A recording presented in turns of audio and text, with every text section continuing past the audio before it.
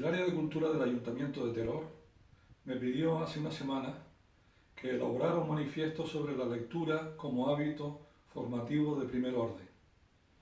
Enseguida acepté la encomienda con sumo gusto, pues estoy convencido de que leer constituye la mejor manera que se conoce para cultivar el espíritu.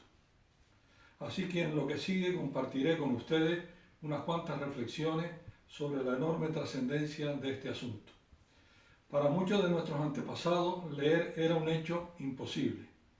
Por ser técnicamente analfabetos, no podían acceder a la lengua escrita. Pero esa condición solía venirle impuesta por razones socioeconómicas y educativas. Por eso, en una colección de ensayos luminosos sobre el interés de la lectura, titulada El Defensor, el poeta Pedro Salinas habla de dos tipos de analfabetos. Los tradicionales, que por las razones ya dichas tenemos que disculpar, y los que llama neoanalfabetos. Estos últimos son para el poeta madrileño aquellos que, pudiendo leer porque saben hacerlo y porque tienen acceso a los libros, no lo hacen. De modo que en los tiempos que corren, en que los índices de escolarización son, en países como el nuestro, casi del 100%, y las librerías y bibliotecas están a nuestro alcance, no hay excusas para no leer. La pregunta que nos surge de inmediato es la siguiente. Una vez decidimos leer, ¿qué debemos leer? Para empezar, hemos de distinguir los lectores que leen por placer de los que lo hacen por obligación, los lectores funcionarios. Solo merecen ser llamados lectores los primeros, los que leen por el deleite espiritual que ello les reporta. Un abogado que lee informes o un estudiante que repasa sus apuntes difícilmente podrían ser llamados lectores en el genuino sentido del término. Entre los lectores voluntarios, el propio Salinas establece toda una jerarquía, pues los hay que solo leen las páginas deportivas de los diarios y los hay que leen, por ejemplo, literatura clásica. Parece claro que estos últimos son los que más se acercan al concepto ideal de lector. Conviene recordar, siguiendo al gran Borges, que los periódicos están concebidos para el olvido, mientras que los libros lo están para el recuerdo. Pero la lectura, como otras muchas cosas de la vida, exige disciplina, frescura y un clima de paz y silencio, todo lo cual está reñido a veces con los modos de vida modernos. Por otro lado, y sentado que entre los libros los hay de muy diverso interés y de muy diferente calidad, hay que resaltar también la conveniencia de releer, porque los buenos libros tienen la capacidad de asombrarnos en cada nueva lectura. Muchos lectores empedernidos, llegados a cierta edad, solo releen. Nada de lo señalado hasta ahora cuestiona el formato de un libro. Para leer no tiene mayor trascendencia el soporte en el que se lea. Este puede ser convencional, en formato papel, o digital, los e-books, pongamos por caso. Aprovecho para recordar que no todo en las nuevas tecnologías es negativo. Por ejemplo, en los últimos tiempos ha habido un resurgimiento de la carta cultivada en el correo electrónico y en las demás redes sociales, siendo así que muchos agoreros habían enterrado el género epistolar. Eso sí, soy de los que piensan que hay que manejar más la palabra y menos los emoticonos, que son muy tentadores por su capacidad de síntesis, pero que fomentan la pereza verbal. Pero nos resta por abordar lo más esencial sin duda de la lectura, sus beneficios culturales y sociales. Para empezar, leer mata el aburrimiento. La prueba meridiana de esto la tenemos en estos días de reclusión forzosa que nos ha tocado vivir por culpa de un virus misterioso y letal.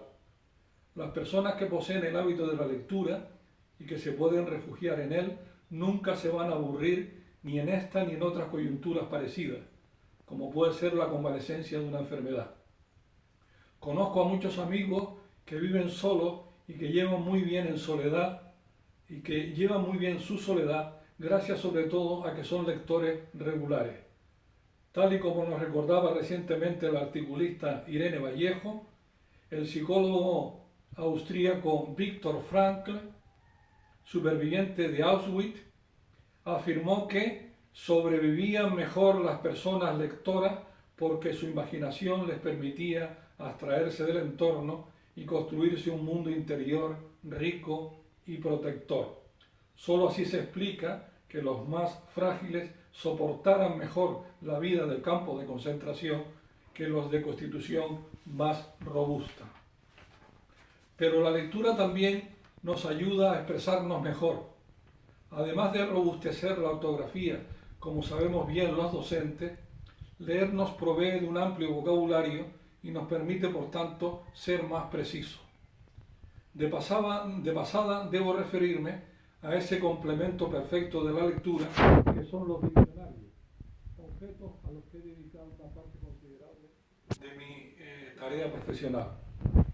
Hoy día, en los repertorios de este tipo online, tenemos en nuestro móvil, hoy día digo, con los diccionarios online, tenemos en nuestro móvil, entre otros, nada menos que el Diccionario de la Lengua Española, de la Asociación de Academias de la Lengua Española, lo cual nos permite resolver cualquier duda léxica en pocos segundos. Y conviene indicar que siempre que no entendamos un vocablo leído, debemos acudir a estas obras. Deducir el sentido de una palabra por el contexto no es una idea acertada, pues conduce a menudo a falsas interpretaciones. Leer, por otra parte, como ha dicho de forma apasionada el premio Nobel Mario Vargas Llosa, en particular en su obra La verdad de las mentiras, nos permite vivir otras vidas y salirnos de la monotonía y a veces de la vulgaridad de la propia. Y a propósito de los días aciagos que estamos viviendo, este mismo autor señalaba lo siguiente en un reciente artículo. Esa vida alternativa que nos deparan los libros tiene la suerte de estar fuera del alcance de las plagas demoníacas que aterraron a los seres humanos porque en ellas veían a los diablos que, a diferencia de los enemigos de carne y hueso, eran difíciles de derrotar.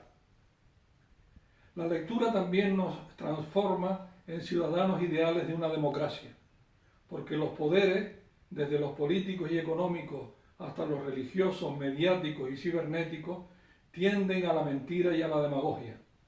Solo las personas libres de pensamiento, que como nos recordaba José Martí, lo son porque son cultas, están en condiciones de contrarrestar los intentos de manipulación de tales poderes. Si esto pasa en las democracias, ¿qué no ocurrirá en las dictaduras de todo signo? La lectura también nos permite dialogar con autores y personajes de otros tiempos y concluir que la vida de los seres humanos es siempre la misma, es decir, intemporal. Solo nuestra especie tiene, a través de la escritura y de la lectura, las dos caras de la misma moneda, la posibilidad de tomar conciencia de nuestra historia. Todo esto es así al menos entre quienes hemos tenido la suerte de nacer en el seno de una lengua con representación escrita. Y termino, dejando sentado que de unos padres lectores no necesariamente saldrán hijos lectores, parece evidente que los progenitores y por supuesto también los enseñantes tienen que inculcarles el gusto por los libros a sus vástagos y a sus alumnos, sobre todo predicando con el ejemplo y recomendándoles con inteligencia las lecturas. ¿Qué otra cosa cabe aconsejar a poco que se compartan las razones expuestas y otras muchas que el sentido común aconseja dejar en el tintero? Acabo con una máxima poco original. Se suele decir que el mejor amigo del hombre es el perro. Yo diría que el hombre tiene dos amigos maravillosos, el perro y el libro. Ambos, por cierto, perfectamente compatibles. Muchísimas gracias y a leer y a cuidarse mucho.